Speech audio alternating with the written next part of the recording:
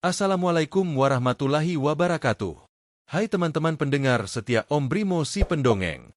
Sebelum kita mulai kisah hari ini, jangan lupa tekan tombol subscribe, nyalakan lonceng notifikasi, dan bantu share biar makin banyak orang yang terinspirasi dari kisah nyata penuh makna seperti ini. Baiklah, mari kita mulai ceritanya. Namanya Ulil, bukan nama sebenarnya. Ia lahir di sebuah desa kecil di Kabupaten Pati, Jawa Tengah, pada tahun 1978. Ulil berasal dari keluarga sederhana, anak ketiga dari 5 bersaudara. Ayahnya seorang petani penggarap, sedangkan ibunya hanya berjualan gorengan di depan rumah. Sejak kecil, Ulil sudah terbiasa hidup prihatin.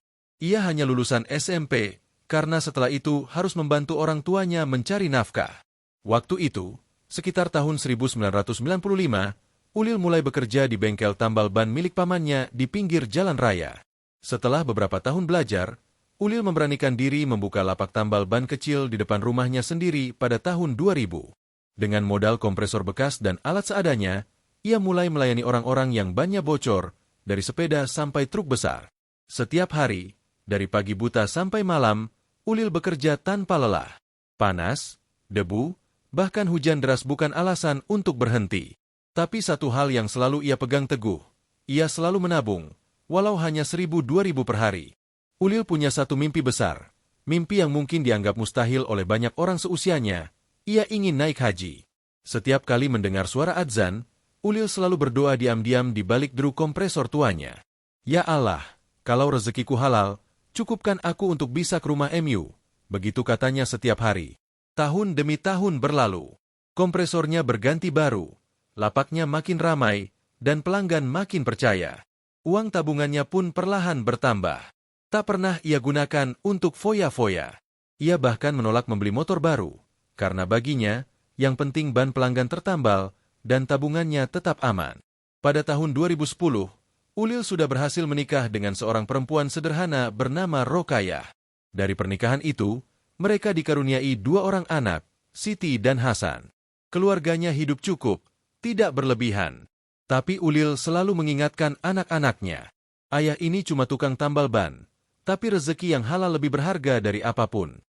Waktu berjalan cepat, tahun demi tahun berganti. Kadang sepi pelanggan, kadang ramai.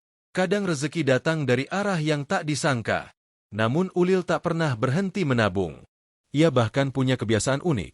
Setiap kali berhasil menambal ban truk atau bus besar, sebagian uangnya langsung ia masukkan ke dalam celengan kaleng bertuliskan, untuk haji. Dan akhirnya, setelah 25 tahun menambal ban tanpa henti, di tahun 2025 ini, doa Ulil terkabul. Tabungannya cukup. Ia resmi terdaftar sebagai calon jemaah haji. Hari ketika ia menerima kabar itu, Ulil menangis lama di musola kecil dekat rumahnya. Air matanya jatuh di atas tangan yang dulu kotor oleh oli dan debu, kini terangkat tinggi untuk bersyukur. Ya Allah, aku cuma tukang tambal ban, tapi Engkau undang aku ke rumah MU. Engkau benar-benar maha kaya, katanya sambil terisak. Kini, lapak tambal ban yang dulu sederhana itu dijaga oleh anak sulungnya. Sementara Ulil dan istrinya bersiap-siap berangkat ke Tanah Suci. Dari kampung kecil di Pati, nama Ulil menjadi buah bibir.